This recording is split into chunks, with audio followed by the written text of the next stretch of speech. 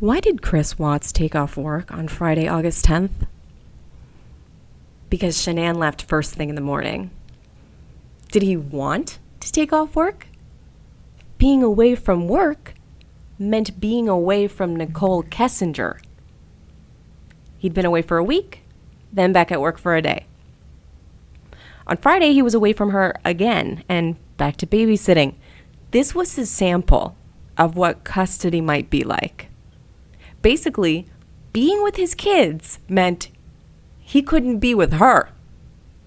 But putting up his hand to look after Bella and Cece was contingent on Shan'ann going ahead with her business trip.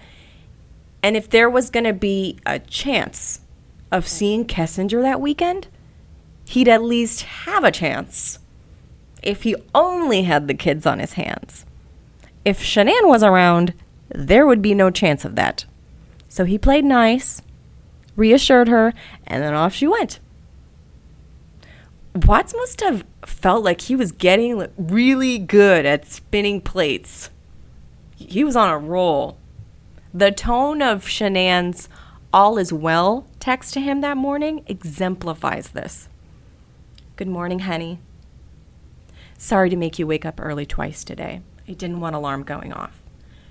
Your letter is on the counter. Have a great time with the kiddos. They truly missed you. Love you, baby. Send me pics." Why did Shan'ann tell him now that his children missed him when he was away? It's because he expressed to her that when they saw their father, they didn't act like they missed him. They didn't act like they needed him either. And we also saw in the Myrtle Beach video, Watts repeatedly holding his hand out to guide Bella into the seat because it was her first time, and then Bella refusing his help. And ordinarily, this might not have bothered him, but he'd been away from his children for 5 weeks. And this was a big moment, made worse by the fact that Shan'ann was filming it. So 23 minutes later, Shanann's "all is well" facade had already started to slip. Quote, "I don't know why I feel weak standing," unquote. It's not unreasonable to speculate that Watts had tried to poison Shan'ann. And this wasn't his first attempt in doing so, but his second. The basement was chock full of medicines. And she was always taking pills and powders.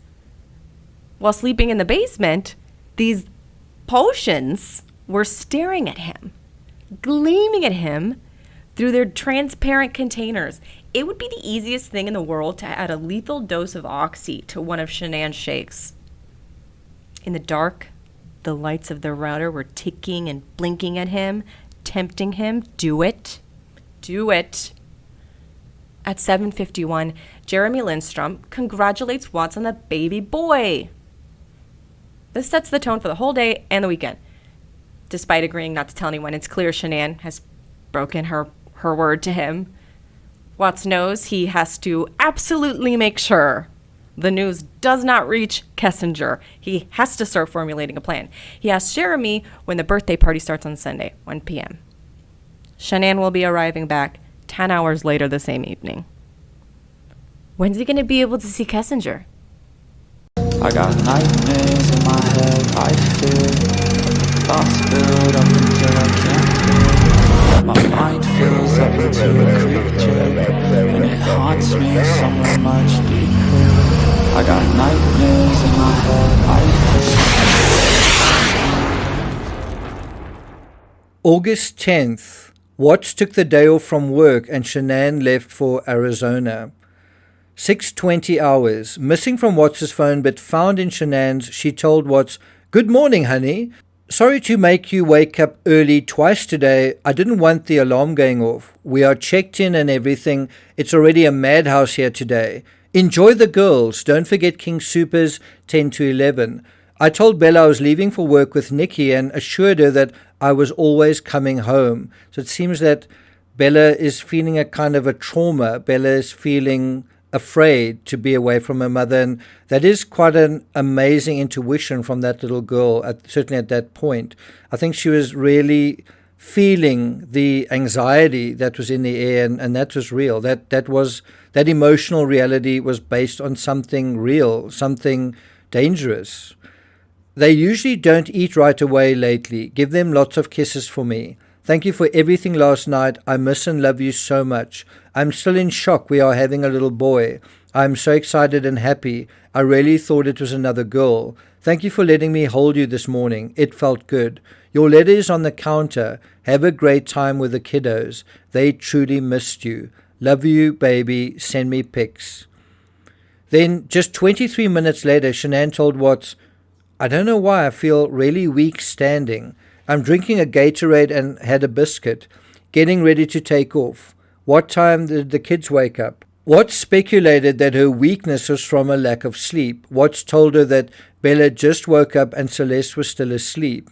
I dealt with that love letter in a separate episode. I'll put a link to that at the end of this video, but I'll also put a link to that, the analysis of that letter, in the description. It's also interesting that Watts poisoned Shan'ann, and then he provides her with this idea that she simply didn't get a lot of sleep, and that although that is likely true, he knows a lot better exactly why she's feeling the way he did, because he admitted that he poisoned her. And this is really the second instance of him trying to bring about an abortion. Then 0700 hours, Shan'ann received a calendar alert regarding her flight WN 972 from Denver to Phoenix.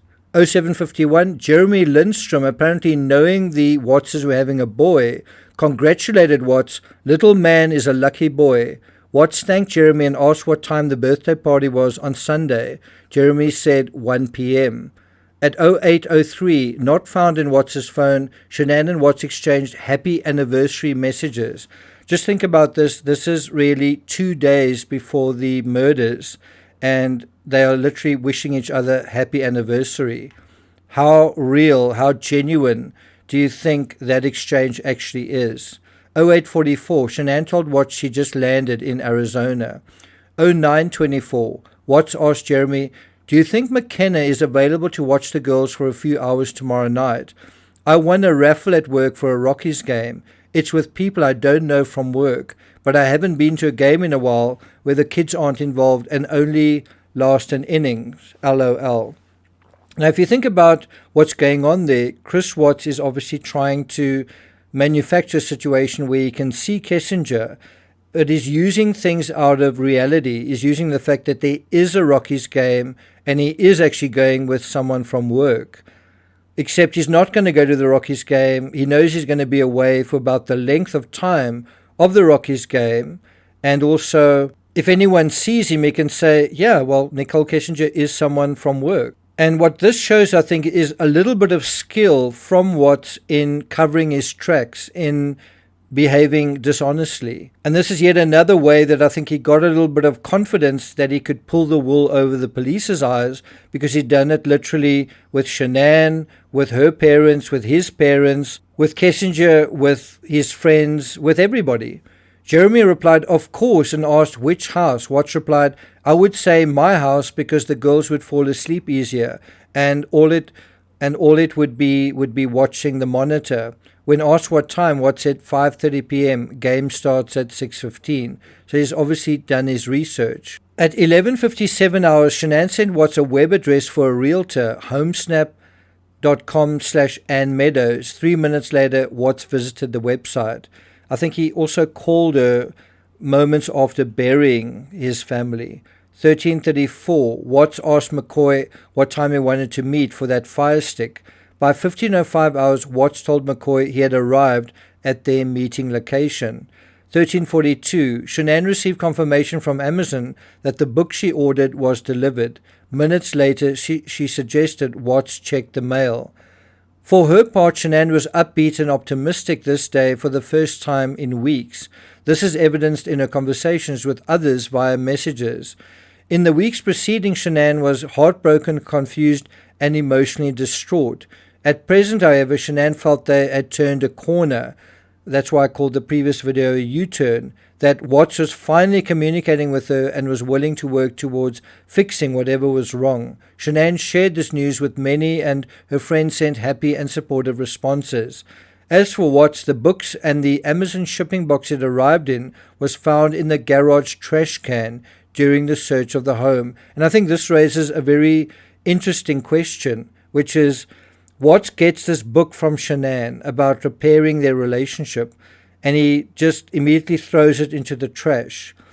Let me ask you this question. Do you think at this point Watts had already made up his mind to murder Shan'ann? Then at 13:50 hours, Ronnie asked Watts if Watts had deleted his Facebook account, and Watts replied, "Yes, sir, liberated myself." Think about those words. I mean, a lot is being communicated in those words. 14:33, Ronnie asked Watts, if she's gone, do you think that we could FaceTime with the girls tonight? Or do you think that's a good idea? I don't want to get anything started. Watts replied that he feared Bella would tell Shan'ann.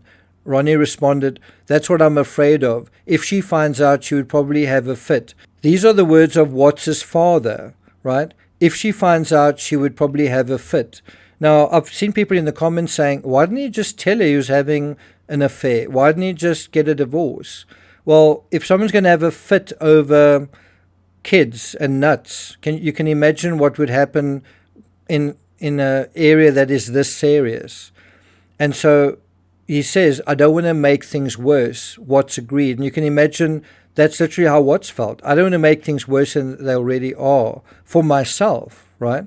And I think it's important to be clear here that this isn't about taking sides. You know, it's not to say Chris Watts is right, God forbid, or to say anybody else is right. It's simply saying this is the dynamic. This is the reality of the dynamic between them, that the one spouse is afraid of how the other spouse is going to react, and so they're not going to do certain things, and they're going to keep certain things a secret because of how a spouse reacts to certain things. And so it's just a simple question, is that a good situation to be in? I do think if we're being realistic, there's actually another reason, a sly reason that Watts is doing what he's doing. What's the real reason he doesn't want there to be a FaceTime with the girls? Well, because it will be with a babysitter, and it'll come out that Watts is with his mistress. And I don't think he wants to be too honest even with his own family about that aspect, especially given what's about to take place.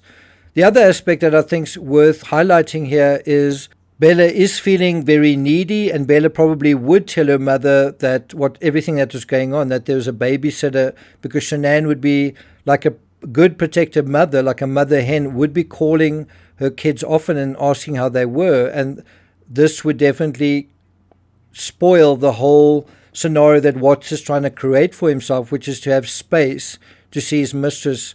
And this would lead to Shan'ann getting paranoid, justifiably, but also her calling him and arguing with him and confronting him. That's exactly what he's trying to prevent. That's exactly why he's manufactured the situation that she goes to Arizona in the first place.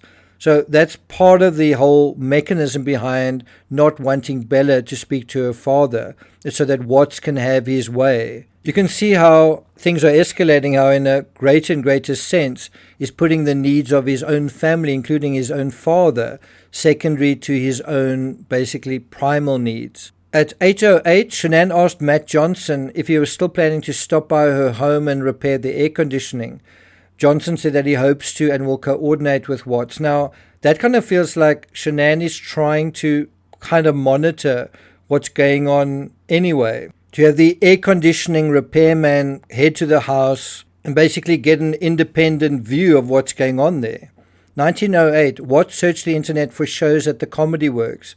20:07 hours, Watts searched Google for Blue Agave Grill, both in Denver and northern Colorado.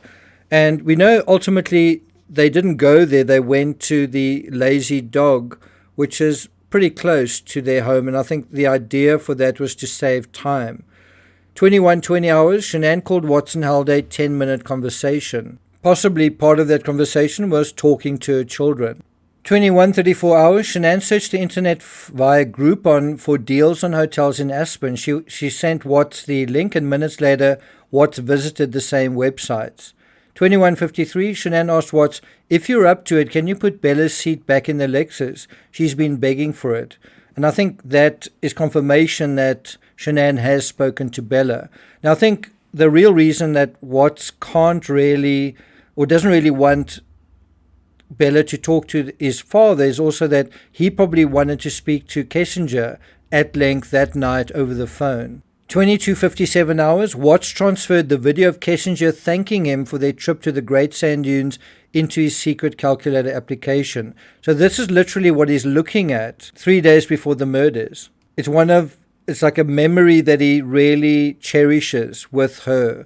A really special moment, one of the best moments perhaps of his life that he's had with her. 23:10, Watts' phone connected with the home's wireless network. I think the reason for that is because he's sleeping in the basement. Just to reiterate, it's telling that on this day, a week after their trip to the sand dunes, Watts was still replaying the video Kessinger had made, thanking him for their trip. It was this video at the end of the evening, when the kids were in bed, that convinced him a fairy tale with his forever girl wasn't just possible, it was happening. But it was up to him to make sure nothing and no one got in the way. Well, I'm not going to take it further than that. If you do want to find out more about that love letter that Shan'ann wrote to him, wait until the end credits of this video and you can click on the link that's there. Otherwise, you can find a link in the description. Thank you for listening. I hope you enjoy your weekend, and I'll see you guys next time.